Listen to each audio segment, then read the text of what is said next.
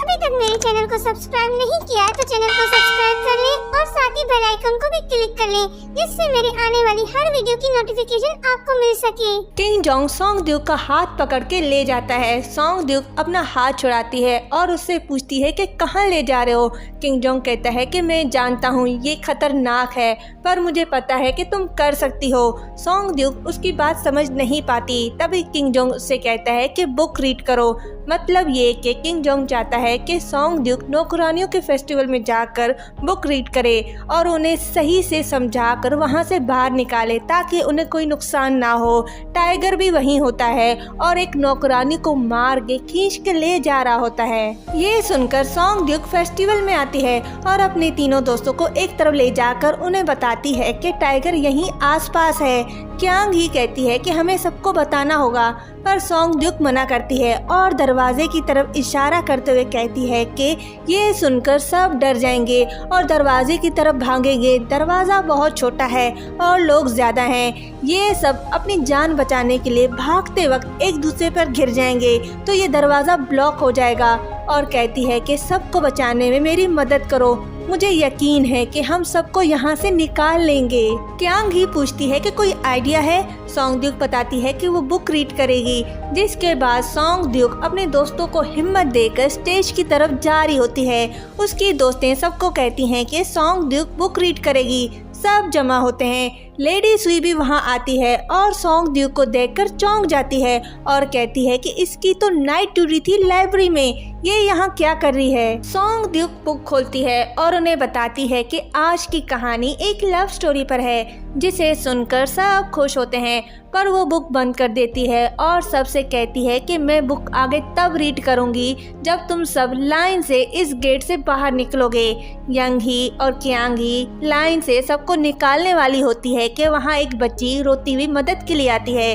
तभी टाइगर की आवाज़ सुनकर सारी नौकरानियां डर के दरवाजे की तरफ भागती हैं। सोंग ड्यूक को जिस बात का डर था आखिरकार वही हुआ। सोंग ड्यूक और बाकी सब उन्हें रोकने की कोशिश करती हैं, पर कोई नहीं सुनता। तभी लेडी स्वीट डंडा उठाकर दरवाजे की तरफ भागती है और सबसे कहती है कि जैसा कहा जाए वैसे ही सब बाहर निकलेंगे। जिसके बाद सब लाइन से बाहर निकलते हैं। तभी वो छोटी बच्ची सोंग ड्यूक से कहती है कि 3 बच्चे अभी भी वहाँ फंसे हुए हैं। ये सुनकर सोंग ड्यूक लड़कियों को बचाने के लिए उन्हें ढूंढ रही होती है। वो एक घर के अंदर जाती है जहाँ उसे 2 लड़कियाँ मिलती हैं। एक लड़की कहती है कि उनकी एक दोस्त गायब है। वो उन्हें जाने का कहती है और खुद उन्हें तलाश करने आगे जाती है तो वो खून के निशान देखती है और उस निशान के पीछे जाती है। उसे वो बच्ची मिल तो जाती है पर वो मर चुकी है। वहीं पर टाइगर भी होता है जो चुपके से सोंग ड्यूक को देख रहा होता है उसका शिकार करने के लिए। सोंग ड्यूक भी टाइगर को देख लेती है। जैसे ही टाइगर सोंग ड्यूक की तरफ बढ़ता है तभी किंग जोंग आता है और टाइगर को तीर मारता है, जिससे टाइगर भाग जाता है। सोंग ड्यूक वहीं गिर जाती है। किंग जोंग उसे उठाता है और जाने का कहता है और खुद टाइगर के पीछे चला जाता है। किंग जोंग अपने साथियों के पास आता है और उनसे कहता है कि चलो टाइगर का शिकार करें। सब चौकन्ने हो जाते हैं। टाइगर की आवाज़ सुनते ही कुछ बॉडीगार्ड्स उस आवाज़ के पीछे जाते हैं। तभी टाइगर एक बॉडीगार्ड पर हमला कर देता है। उसके बाद किंग जोंग टाइगर की आवाज़ सुनता है और आगे बढ़कर उस पर हमला करता है। ताएहू जाकर रस्सी खींचता है जिससे टाइगर जाल में फंस जाए। ताएहू आगे जाकर देखता है तो टाइगर जाल में नहीं होता। तभी दिखाया जाता है कि टाइगर उछलते हुए किंग जोंग की तरफ आ रहा होता है। किंग जोंग उसे तीर मार देता है। दूसरी तरफ सारी नौकरानियां सोंग ड्यूक का इंतजार कर रही होती हैं। जैसे ही वो सोंग ड्यूक को देखती है सब खुश हो जाती हैं और उसके पास जाती हैं। सोंग ड्यूक अपने दोस्तों को गले लगाकर रोने लगती है। उसके बाद सोंग ड्यूक को एक कुएं के पास दिखाया जाता है क्योंकि उसने सुना था कि प्रिंस का टीचर हर शाम को इस जगह पानी पीने आता है। वो उसका वहाँ इंतजार करती है। तभी वहाँ होंग ड्यूक आता है। वो एक दूसरे को पहचान लेते हैं। जिसके बाद सोंग ड्यूक उसे पानी देती है और उसके हाथ में न्यूज़पेपर देखती है और उससे न्यूज़पेपर मांगती है ताकि वो देख सके कि किन किन लोगों को नुकसान पहुंचा। होंग ड्यूक उसे वो न्यूज़पेपर दे देता है। सोंग ड्यूक न्यूज़पेपर देखती है और उसे पता चलता है कि प्रिंस और उसके साथियों को सज़ा मिलेगी। क्योंकि बादशाह ने उसे टाइगर पकड़ने की इजाज़त नहीं दी थी। वो इस बारे में होंग ड्यूक से पूछती है। होंग ड्यूक कहता है कि उसे कुछ देर इंतजार करना चाहिए था। ये कहकर वो जा रहा होता है। सोंग ड्यूक उसे रोकती है और प्रिंस के टीचर के बारे में पूछती है। उसे बताती है कि कल रात उसने मेरी जान बचाई। होंग ड्यूक उसके पास जाता है और उससे पूछता है कि वो दिखता कैसा है। सोंग ड्यूक उसे बताती है कि वो हर वक्त जेड हेयर बटन पहना होता है।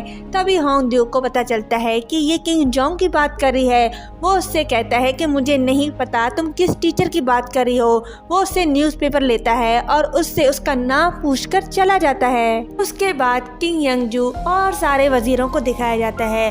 वो इस बारे में बात करते हैं कि किंग जोंग को सजा देनी चाहिए या नहीं। दूसरी तरफ सोंग ड्यूक और दोनों शहजादियों को दिखाया जाता है। किंग जोंग की बहन ने अपने दादा यंगजू को खुश करने के लिए उनकी फेवरेट बुक को लिखने का फैसला किया, क्योंकि जब वो यंगजू को बुक देंगे तो किंग जोंग को माफ करने का भी कहेंगे।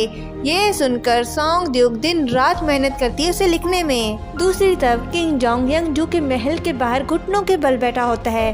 तभी उसकी माँ आती है और उसके लिए पानी लाती है, पर किंग जोंग पीने से मना करता है और कहता है कि जब तक मुझे माफ़ी नहीं मिलेगी मैं नहीं पीऊँगा। उसकी माँ कहती है यंगजू भी यही चाहते हैं कि तुम ठीक रहो, उन्हें तुम्हारी फिक्र है। फिर किंग जोंग पानी पी लेता है। नेक्स्ट मॉर्निंग दिखाया जाता है कि सोंग ड्यूक सबके सामने वो बुक रखती है। सब हैरान होते हैं कि इसने एक रात में बुक कैसे लिखी। उसके बाद वो बुक लेकर अपने दादा के पास जाती हैं, पर यंगजू उनसे मिलने से मना कर देता है, क्योंकि वो जानता है कि ये किंग जोंग को माफ करने की बात करेंगी। लेकिन वो हिम्मत नहीं हारते। वो क्वीन जोंगसून के पास जाती हैं और उनसे रिक्वेस्ट करती हैं कि वो सोंग ड्यूक को बादशाह से मिलवाने में हेल्प करे। आखिरकार सोंग ड्यूक को इजाजत मिलती है बादशाह के पास जाने की। वो बादशाह के महल जा रही होती है। वहीं पर किंग जोंग घुटनों के बल बैठा होता है। सोंग ड्यूक उसे दूर से देख रही होती है। लेडी उसे मना करती हैं कि तुम प्रिंस को ऐसे नहीं देख सकती। सोंग ड्यूक सोचती है ये तो प्रिंस की टीचर की तरह लग रहा है। वो बादशाह के पास जाती है और बादशाह को बताती है कि उसे दोनों शहजादियों ने भेजा है उनकी फेवरेट बुक देने। यंगजू खुश होता है और बुक देखता है। यंगजू उसकी राइटिंग की तारीफ करता है, उसे चांदी का सिक्का गिफ्ट करता है और उससे उसकी विश पूछता है, जिसके बाद सोंग ड्यूक किंग जोंग को माफ करने का कहती है।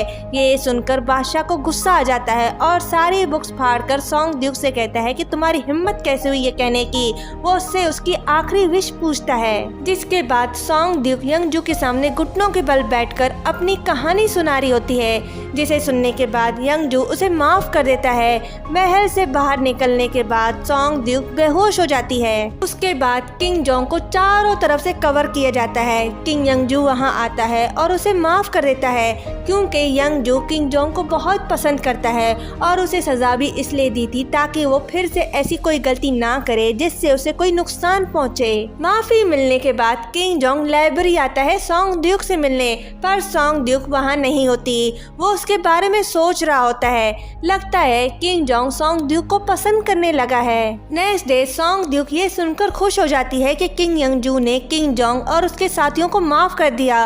वो भागते हुए लाइब्रेरी आती है ताकि वो प्रिंस के टीचर से मिल सके, पर वो वहाँ नहीं होता, जिसके बाद वो जा रही होती है। वहीं पर प्रिंसेस चिंगयान सोंग ड्यूक को देखकर गले लगाती है, क्योंकि उसकी वजह से किंग जोंग को माफी मिली। वो बातें करते हुए जा रही होती हैं। तभी अपने भाई किंग जोंग को देखती है और सोंग ड्यूक के साथ उसके पास जाती है और किंग जोंग को बताती है कि सोंग ड्यूक की वजह से उसे माफी मिली। किंग जोंग उसे देखकर चौंक जाता है और अपना चेहरा छुपाने के लिए फोल्डिंग पेपर मांगता है। वो अपना चेहरा छुपा तो लेता है, पर सोंग ड्यूक उसका चेहरा पानी के जरिए देख लेती है। किंग जोंग को भी पता चल जाता है कि सोंग ड्यूक ने उसे देख लिया है। आखिरकार सोंग ड्यूक को पता चल जाता है कि वो प्रिंस का टीचर नहीं, खुद प्रिंस है। और यहीं पर पार्ट 5 एंड होता है। नेक्स्ट पार्ट देखने के लिए चैनल को सब्सक्राइब करें, वीडियो को लाइक शेयर करें।